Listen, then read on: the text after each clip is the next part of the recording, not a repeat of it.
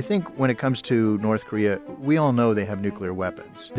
I do have concerns that if we do abandon denuclearization as an end goal, it has several serious ramifications. And I do want to turn to the issue of North Korea human rights issue. Good to go? Thank you for coming and being here with pleasure. us. So I want to talk to you about the whole Trump 2.0 presidency. You know, President Trump referred to North Korea as a nuclear power. And I think you have much to say about that as well. Now, he is a nuclear power. So how do you interpret this kind of characterization? A couple of things right in the beginning. One, we don't know what their policies will be, and that they haven't had a Indo-Pacific strategy review or policy review. And there's also, I think, a tendency to overinterpret or even misinterpret statements. Particularly on sensitive issues like North Korea and Taiwan, where there's certain phrases that people who don't work it 24/7 may not understand the implications. And so I think when it comes to North Korea, we all know they have nuclear weapons. So you can assess that they have nuclear weapons without acknowledging or accepting them as a nuclear state. So those of us who work Korea for some time sort of know the nuances. But the president doesn't. And similarly, Secretary of Defense Hegseth also called them a nuclear power. It can seem troublesome that this is an indication of a major shift, but it could also just be they don't realize the nuances of the words. But do you think there might be a shift in terms of North Korea policy where, like you mentioned, it was denuclearization as an ultimate goal for the U.S., but there might be a slight change to arms control instead? Right. Well, again, we don't know. But I do have concerns that if we do abandon denuclearization as an end goal, it has several serious ramifications. You know, some would say we don't think they're going to give up the nuclear weapons. You know, some have thought that since 1994 with the agreed framework. I am pleased that the United States and North Korea yesterday reached agreement on the text of a framework document on North Korea's nuclear program. But there are ramifications. So the complete, verifiable, irreversible dismantlement is not only a U.S. policy goal, it's the requirement of under 11 UN resolutions. It's also the policy under U.S. legislation. So, and it's also the sort of the indirect goal of the Non-Proliferation Treaty. So if you were to abandon denuclearization as an end goal, you're going against not only decades of policy, but you're going against UN resolutions, U.S. law, the Non-Proliferation Treaty. Yeah. Well, we don't know what kind of, extreme action Trump might take. But at the same time, Trump showed that willingness again at his first interview with Fox that he is willing to meet with Kim. Reach out to him again.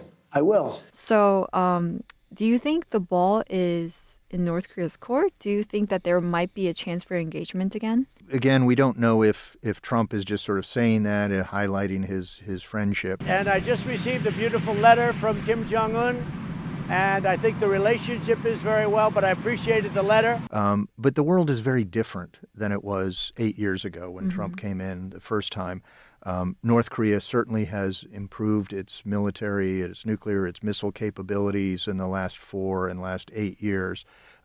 So any agreement, I think, would have a much higher price. And also, Kim may not feel as big a need to come back to negotiations as he did during the time of Singapore, because he's getting so much more benefits with far fewer conditions from Russia. And in August, before the election, North Korea said, we don't care who wins. You both represent a hostile policy. We don't want to talk to you unless one of you were to abandon military exercises and rotational deployment of strategic assets, both of which Trump did unilaterally, got nothing in return for them. So it kind of sounds like Trump is really lacking some kind of leverage on his side because now he has to really make that promising action, and that's going to be very hard for him to really, give it to North Korea because, like you said, it's going to be a win for North Korea then. Another thing that I'm concerned about is if North Korea were to sort of dangle a peace declaration or a peace treaty. Trump has talked about ending forever wars. Secretary Rubio also talked about... And that lowers the risk of an inadvertent war, be it between South Korea and North Korea. And then Hegseth also talked about ending wars responsibly. Whether that's a signal that the U.S. would be willing to accept a peace declaration or peace treaty, again, we don't know. But the danger there is if North Korea were to say, you can, Mr. President, can do what no president has done. You can end the war, end a 70-year war. You can achieve what no one else has, Nobel Peace Prize.